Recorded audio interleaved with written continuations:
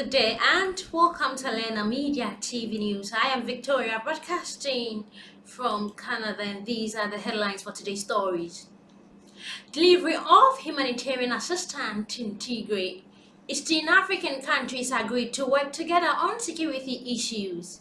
Soaring climate disaster created a desperate future for millions of refugees across Eastern Africa. Bringing you these in detail after the short break. Stay tuned.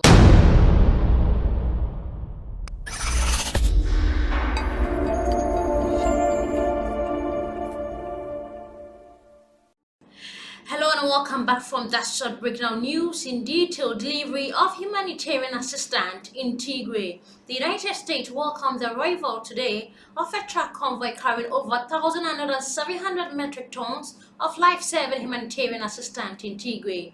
They appreciate the efforts of the government of Ethiopia, Tigray regional authorities, and Afar regional authorities in facilitating that delivery. They also commend the United Nations agencies, international organization, U.S. government, partners in the ongoing effort of humanitarian organizations across Ethiopia to provide aid to all those in need. They reiterate the importance of significant, sustained, unconditional and unhindered humanitarian access to Tigray as well as to all communities that are suffering, including the people in Afar, and the urgency of the resumption of basic services, including electricity, telecommunication, and banking. The continued commitment of the government of Ethiopia and Tigray authorities to a cessation of hostilities remains a critical step towards reconciliation and peace. In that regard, they welcome the withdrawal of Tigray forces from Eritrea and underscore the importance of further withdrawals from Afar regional state. The parties must continue to build on this progress to advance the negotiated and sustainable end of conflict. Progress towards this goal is an essential foundation for restoration of essential service in Tigray and an inclusive. Moving on to the next story, Eastern African countries agreed to work together on security issues.